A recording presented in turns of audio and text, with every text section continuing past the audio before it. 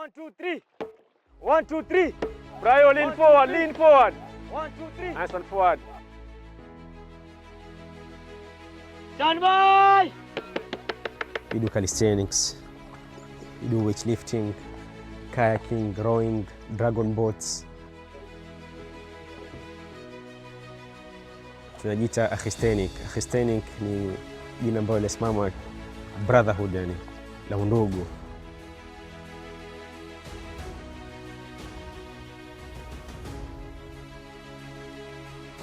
And these sports of dragon boat require skill, technique, and endurance.